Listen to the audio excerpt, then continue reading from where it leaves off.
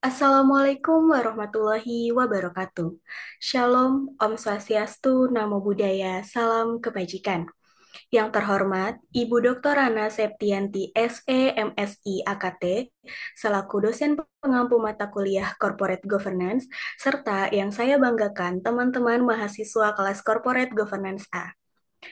Pada kesempatan kali ini, kami dari kelompok 4 akan membahas materi tentang implikasi corporate governance pada sekuritas. Sebelumnya, izin memperkenalkan diri, kami dari kelompok 4 beranggotakan 6 orang. Dengan saya sendiri, Salsabila Yara Ramadhani, NPM 22110310004, kemudian ada Suci Wulandari dengan NPM terakhir 011, Aisyah Raya Cahari NPM terakhir 023, Hana Farida dengan NPM terakhir 027, Cynthia Apriani dengan NPM terakhir 028, serta Adi Wahyu Kurnia dengan NPM terakhir 142. Baiklah, untuk membahas lebih lanjut tentang materi ini akan dijelaskan oleh rekan-rekan anggota kelompok saya.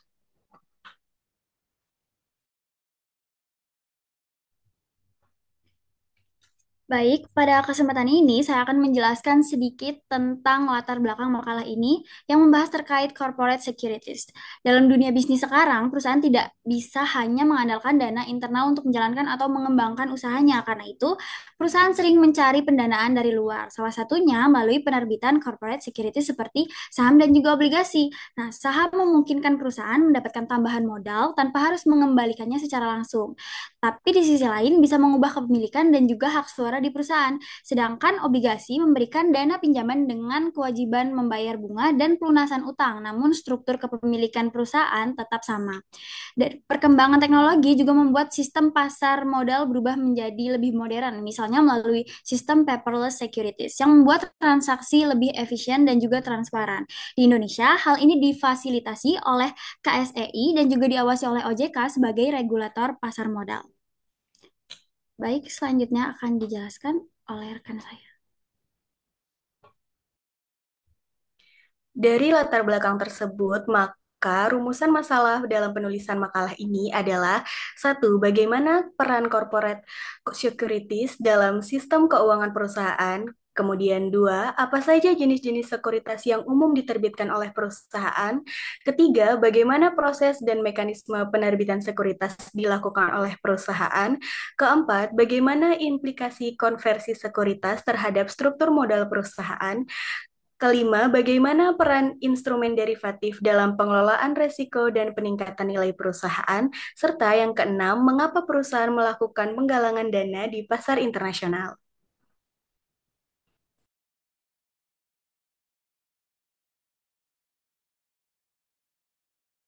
Baik, selanjutnya tujuan penulisan makalah ini adalah yang pertama, menjelaskan pengertian dan konsep dasar corporate security sebagai instrumen keuangan dalam dunia bisnis. Yang kedua, menguraikan jenis-jenis sekuritas yang digunakan perusahaan beserta karakteristik dan juga fungsinya. Yang ketiga, menganalisis proses penerbitan dan konversi sekuritas serta dampaknya terhadap struktur modal dan tata kelola perusahaan. Yang keempat, mengidentifikasi fungsi derivatif sebagai alat pengelolaan risiko dan strategi keuangan perusahaan. Yang kelima, menjelaskan strategi perusahaan dalam memperoleh pendanaan di pasar internasional, termasuk manfaat dan risikonya. Dan yang terakhir, memberikan pemahaman tentang bagaimana sekuritas berperan penting dalam peningkatan nilai perusahaan dan juga menjaga prinsip-prinsip good corporate governance.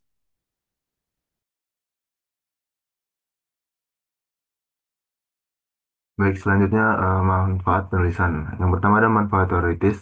Manfaat teoritis yang pertama adalah memberikan pemahaman yang mendalam dan luas tentang berbagai jenis sekuritas perusahaan.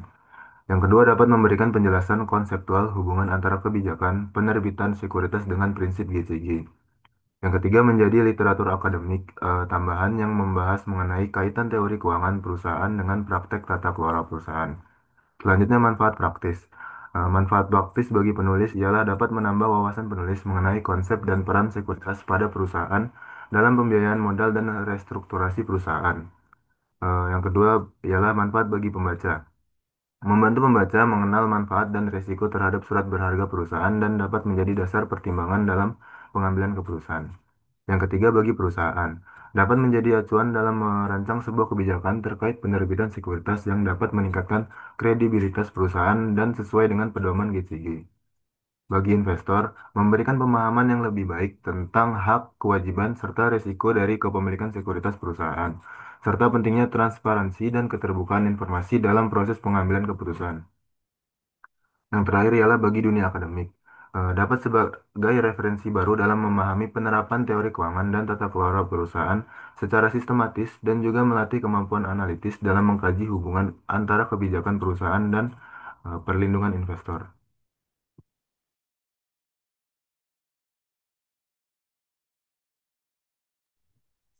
Baik, selanjutnya gambaran umum terkait sekuritas perusahaan. Corporate securities adalah instrumen keuangan yang digunakan perusahaan untuk memperoleh dana dari investor. Nah, di bawah ini ada dua perbandingan dari dua jenis utama sekuritas perusahaan, yaitu saham dan juga obligasi. Yang pertama itu ada hak kepemilikan. Saham memberikan kepemilikan dalam perusahaan, sedangkan obligasi itu tidak. Dan yang kedua, ada imbal hasil. Saham memberikan keuntungan yang tidak pasti seperti dividen atau capital gain, sementara obligasi memberikan bunga tetap setiap tahun. Ketiga, dari segi risiko, saham cenderung lebih berisiko tapi potensinya lebih tinggi, sedangkan obligasi lebih aman tapi imbal hasilnya terbatas. Dan yang terakhir, pengembalian modal. Perusahaan tidak wajib mengembalikan modal kepada pemegang saham, tapi wajib melunasi pokok pinjaman kepada pemegang obligasi.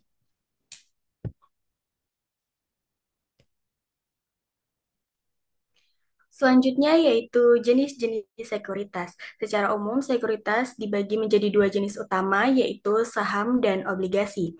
Yang pertama yaitu saham. Saham adalah tanda kepemilikan seseorang terhadap sebagian dari perusahaan. Ketika seseorang itu membeli saham, artinya ia menjadi salah satu dari pemilik perusahaan tersebut, meskipun hanya sebagian kecil. Pemegang saham memiliki beberapa hak, seperti hak untuk mendapatkan dividen, hak suara dalam rapat umum pemegang saham, dan juga hak untuk memperoleh keuntungan dari kenaikan harga saham atau capital gain. Saham dibagi menjadi dua jenis, yaitu saham biasa dan juga saham preference.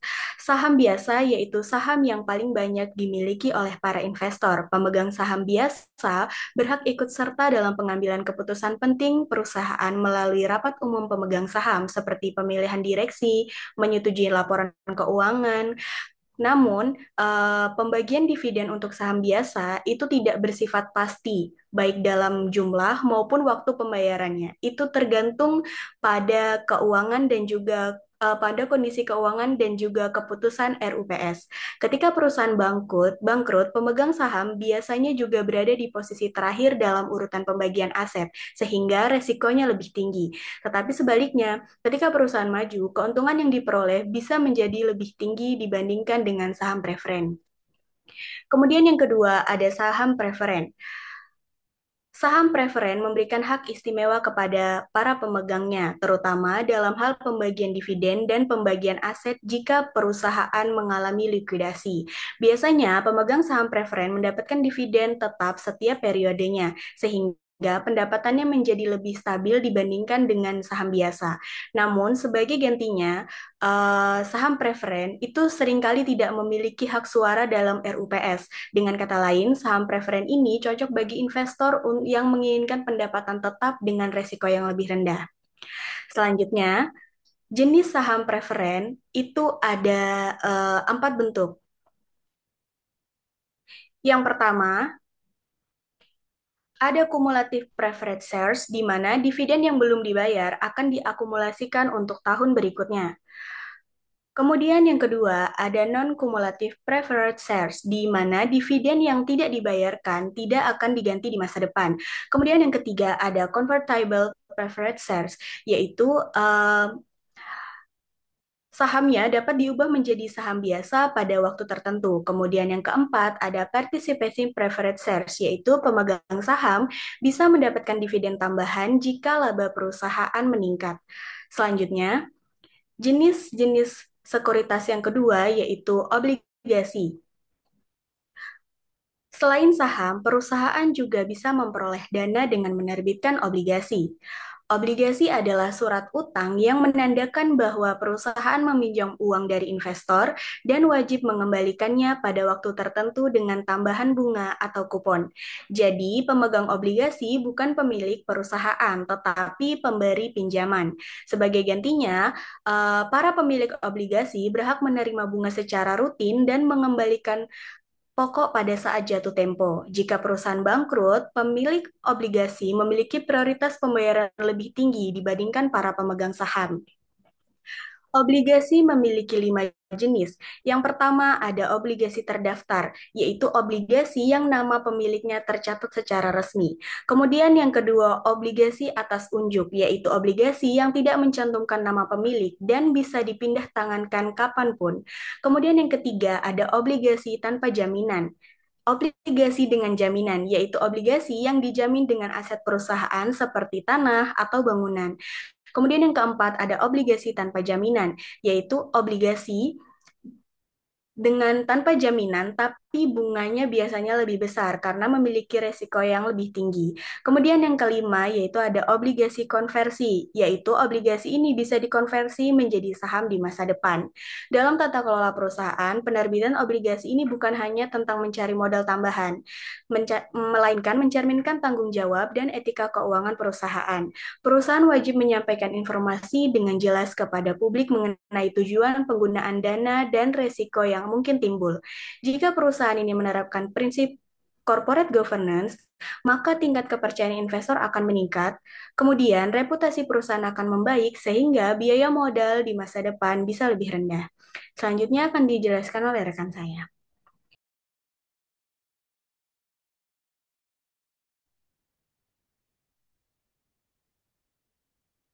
Eh, Baik, di sini saya akan menjelaskan tentang issuing securities atau penerbitan saham. Mungkin akan aku bagi menjadi beberapa poin ya supaya agak lebih mudah dimengerti. Yang pertama itu pengertiannya, issuing securities itu artinya adalah proses perusahaan memperoleh dana dengan menawarkan surat berharga seperti saham, obligasi, dan surat berharga lainnya kepada investor. Investor mendapatkan imbalan berupa hak atas dividen, capital gain, dan hak suara dalam perusahaan. Tujuan utamanya adalah untuk memperoleh pembiayaan jangka panjang secara efisien. Kaitannya dengan good corporate governance adalah yang pertama, prinsip utama yang mendasarinya itu adalah transparansi, akuntabilitas, responsibilitas, dan juga fairness. Penerapan good corporate governance menjamin penerbitan sekuritas dilakukan secara jujur dan juga legal. GCG penting untuk membangun kepercayaan investor dan juga stabilitas di pasar modal. Terkait dengan regulasi issuing securities di Indonesia ini, diatur oleh Otoritas Jasa Keuangan atau OJK. Semua penawaran umum atau public offering wajib didaftarkan ke OJK. Pengecualiannya itu untuk surat utang jangka pendek, sertifikat deposito, polis asuransi atau sekuritas pemerintah. Dasar hukum atau instrumen yang mendasarinya adalah POJK nomor 8, POJK 4 2017 tentang prospektus. Next slide, please. Oke, proses penerbitan sekuritas. Yang pertama itu keputusan RUPS yang menentukan jenis dan jumlah sekuritas, nilai nominal dan juga hak-hak investor. Pendaftaran ke OJK melalui registration statement yang berisi prospektus, laporan keuangan, akta perusahaan, dan dokumen-dokumen lainnya. Pemeriksaan dari OJK maksimal 45 hari sebelum diterbitkannya Letter of Effectiveness. Penawaran umum, perusahaan resmi dapat menjual sekuritas ke publik setelah melakukan semua proses yang di atas. Nah, terkait prospektus, tadi sudah dijelaskan bahwasannya prospektus itu salah satu syarat untuk bisa kita issuing securities atau menerbitkan saham. Jadi, apa sebenarnya prospektus itu? Prospektus itu adalah dokumen utama yang wajib dipublikasikan secara nasional yang berisi informasi material seperti kondisi keuangan, resiko investasi, rencana penggunaan dana, dan juga hak investor. Prospektus harus bersifat objektif, lengkap, dan juga akurat, dan disusun oleh direksi, auditor, konsultan hukum, dan juga underwriter. Next slide. Nah, ini terkait dengan tanggung jawab dan sanksinya. Semua pihak yang terlibat bertanggung jawab atas kebenaran informasi. Jika ditemukan manipulasi atau penghilangan fakta material, dapat dikenakan sanksi hukum. Dan juga ini menunjukkan pentingnya akuntabilitas dan integritas dalam setiap tahap penerbitan. Ini juga terkait dengan good corporate governance yang tadi. Gitu. Eh, Boleh selanjutnya akan dijelaskan oleh rekan saya. Baik, selanjutnya ialah konversi sekuritas. Konversi sekuritas merupakan perubahan jenis sekuritas atau surat berharga yang dilakukan perusahaan. Ada beberapa contoh konversi sekuritas, yaitu konversi obligasi dan konversi saham. Pada konversi obligasi, perusahaan merubah jenis sekuritas obligasi menjadi saham biasa. Sedangkan untuk konversi saham, perusahaan merubah saham preferen menjadi saham biasa. Kondisi-kondisi yang memungkinkan terjadinya konversi sekuritas. Yang pertama itu ada perusahaan ingin melakukan pengurangan modal dasar usaha dengan menurunkan nilai nominal saham tanpa mengurangi jumlah saham yang beredar. Pada kondisi ini, perusahaan harus membayar selisih nilai nominal lama dengan nilai nominal baru kepada para pemegang saham. Yang kedua, untuk membagi saham atau melakukan pembagian saham. Yang ketiga, untuk merubah jenis saham atau kelas saham saat diperlukan. Yang keempat ialah untuk melakukan konversi obligasi menjadi saham saat diperlukan. Yang kelima, untuk melakukan restrukturisasi perusahaan ketika diperlukan. Kemudian prosedur untuk melakukan konversi saham itu lebih sederhana dibandingkan melakukan penerbitan saham baru karena tidak merubah modal dasar yang dimiliki perusahaan.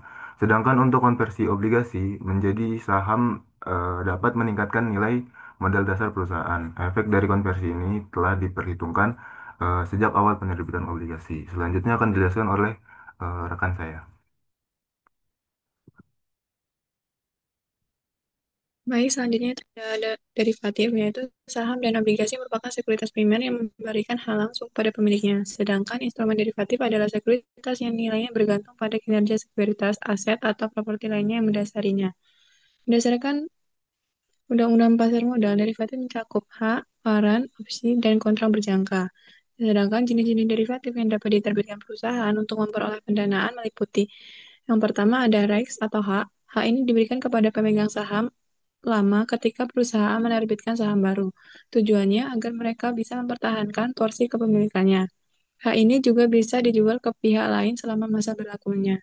Yang kedua itu ada warrants atau waran, yaitu biasanya diterbitkan bersama obligasi atau saham preference sebagai bonus. Pemegang waran berhak membeli saham biasa pada harga tertentu di masa mendatang. Jika harga saham naik, waran menjadi menguntungkan untuk dieksekusi. Yang terakhir ada stock option atau opsi saham, yaitu digunakan sebagai bentuk kompensasi bagi eksekutif atau karyawan. Mereka diberi hak membeli saham perusahaan pada harga yang sudah ditentukan sebelumnya. Tujuannya adalah untuk menyelaraskan kepentingan manajemen dengan pemegang saham karena kinerja perusahaan yang baik akan meningkatkan nilai opsi yang mereka miliki. Penggunaan derivatif harus diawasi ketat karena dapat menimbulkan risiko seperti dilusi kepemilikan dan penyalahgunaan oleh manajemen. Oleh sebab itu, perlu persetujuan RUPS, pengawasan Dewan Komisaris, dan pengungkapan transparan dan laporan keuangan. Baik, selanjutnya akan dijelaskan oleh rekan saya.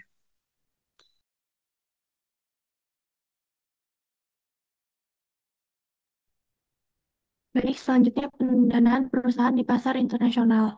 Perusahaan-perusahaan di Indonesia memiliki peluang untuk memperoleh modal dari pasar internasional melalui penerbitan obligasi maupun saham. Namun kegiatan ini hanya dapat dilakukan apabila perusahaan telah memenuhi ketentuan dan persyaratan yang berlaku, baik berdasarkan peraturan perundang-undangan di Indonesia maupun negara tempat penerbitan dilakukan.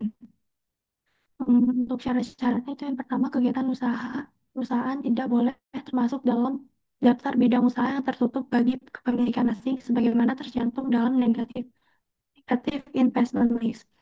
Kedua, setiap penerbitan surat berharga dan penggunaan dana hasil penerbitan harus memperoleh persetujuan dari organ perusahaan yaitu direksi rapat atau rapat umum pemegang saham sesuai dengan ketentuan dalam anggaran dasar perusahaan.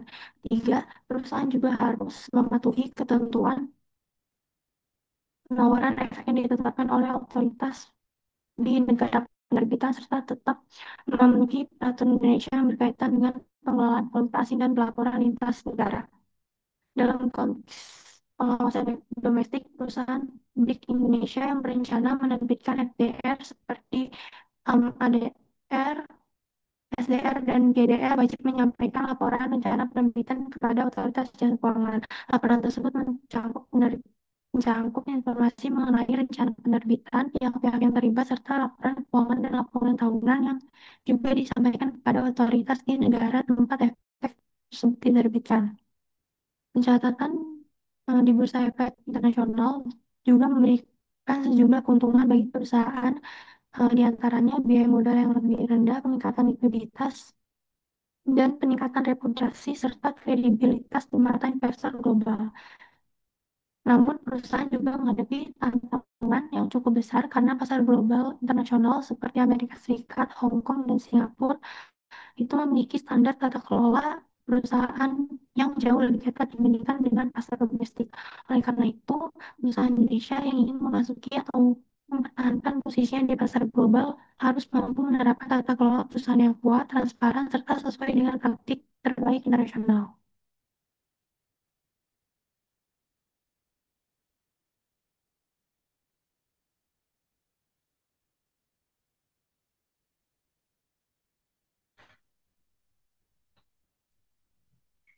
Baik, selanjutnya terkait studi kasus yang dialami oleh PT Waskita Karya, salah satu perusahaan BUMN yang bergerak di bidang konstruksi. Dalam beberapa tahun terakhir, Waskita Karya mengalami tekanan keuangan yang cukup berat akibat besarnya beban utang dari proyek-proyek infrastruktur yang dijalankan. Nah, pada tahun 2023, perusahaan bahkan gagal membayar pokok dan bunga obligasi dengan nilai lebih dari 1,4 triliun rupiah. Akibatnya, lembaga pemerintah menurunkan peringkat utangnya menjadi selective default, yang artinya perusahaan dinilai berisiko tinggi gagal bayar. Situasi ini membuat kepercayaan investor menurun drastis dan harga obligasi waskita turun tajam di pasar sekunder. Masalah utamanya terletak pada lemahnya penerapan good corporate governance, kurangnya transparansi, lemahnya pengawasan internal, serta manajemen risiko yang tidak efektif membuat kondisi keuangan perusahaan semakin memburuk. Dampaknya, risiko gagal bayar meningkat, reputasi perusahaan turun, dan biaya pendanaan menjadi lebih tinggi. Kasus ini menunjukkan bahwa tata kelola perusahaan yang buruk tidak hanya memengaruhi kinerja internal, tetapi juga berdampak langsung pada keamanan dan juga kepercayaan terhadap sekuritas perusahaan.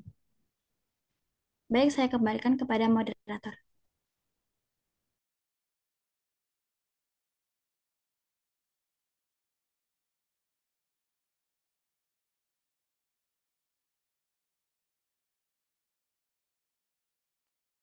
Baik, selanjutnya itu kesimpulan, yaitu security berperan penting dalam pendanaan dan tata kelola perusahaan.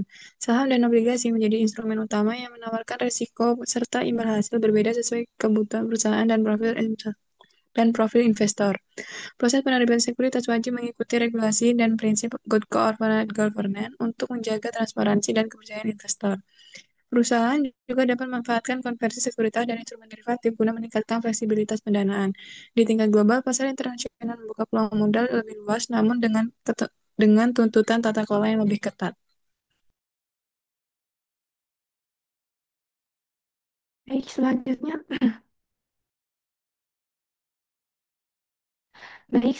saran dikembangkan lebih lanjut melalui penelitian empiris yang menelaah hubungan antara kebijakan penerbitan sekuritas dengan efektivitas menerapkan tata kelola perusahaan. Selain itu, diperlukan peningkatan pemahaman mengenai regulasi pasar modal baik domestik maupun internasional agar setiap kegiatan pendanaan perusahaan dapat dilaksanakan secara transparansi dan akuntabel.